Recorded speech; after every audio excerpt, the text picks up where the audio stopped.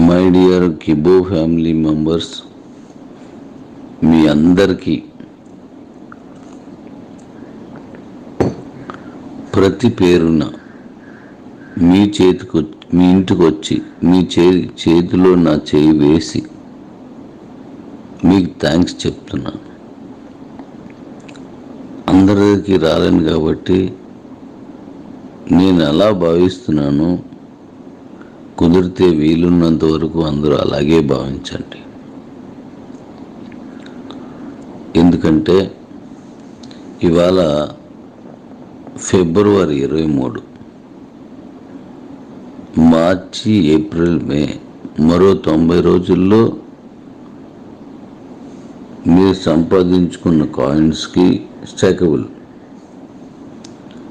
ఆ డేట్ నుంచి డేట్ వరకు ఉన్న వాళ్ళని, అంటే ఎవరు ఎప్పుడు జాయిన్ అయ్యారో అక్కడి నుంచి సంవత్సరం అయిన వాళ్ళందరికీ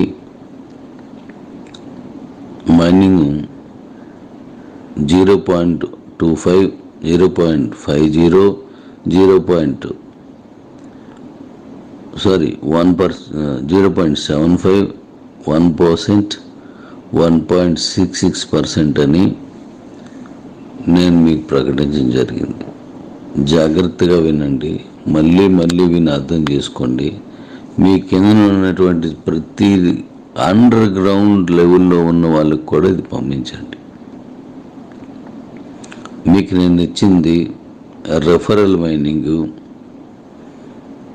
అలాగే మీ డైరెక్ట్ రెఫరల్ మైనింగ్ అంటే మీరు వరుసగా వేసుకున్న దానికి 1600 వరకు మీకు మైనింగ్ ఇచ్చాను మొన్నటి వరకు, ఇప్పుడు తగ్గుతుంది. అలాగే మీ టీమ్ మైనింగ్, టీం అంటే ఒకటి కింద 1వ లెవెల్ 2వ లెవెల్ అలా వెళ్తున్నప్పుడు కూడా ఇచ్చాను. ఇదొక రకం మైనింగ్. దీని తర్వాత యాడ్ మైనింగ్, తర్వాత యాక్టివేషన్ మైనింగ్, తర్వాత టీమ్ రెఫరల్ మైనింగ్, అంటే self referral mining and team referral mining 2 ఉన్నాయి అందులో. ఇలా అనేక రకాలైనటువంటి, అంటే మీ జిల్లా ఒక రకంగా వస్తే మీ రాష్ట్రంలో వేరే జిల్లా 50% పెరిగితే, మీ రాష్ట్రం కాకుండా వేరే రాష్ట్రంలో నువ్వు రెఫరల్ ఇస్తే 100% ఎక్స్ట్రా మైనింగు.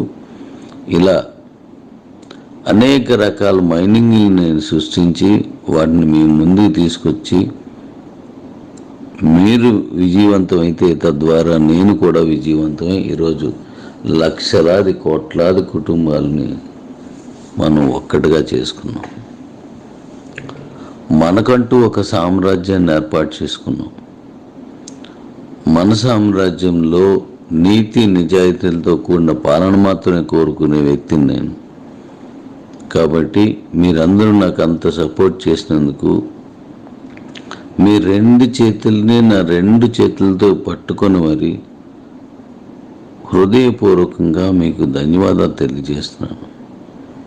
ఇంత పెద్ద అదృష్టం ఈ ప్రపంచంలో ఎవరికి వచ్చి ఉండదని నా అనుమానం.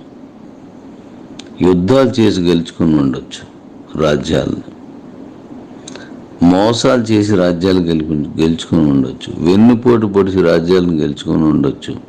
పూర్వకాలంలో రాజుల తాలూకా తమ్ముడినో రాజు తాలూకా అన్నీనో పక్కన పెట్టుకుంటే వాడే వెన్నుపోటు పడడం, ఇలాంటివి మనం విన్నాం, కొన్ని సినిమాల ద్వారా కథల ద్వారా చూసాం.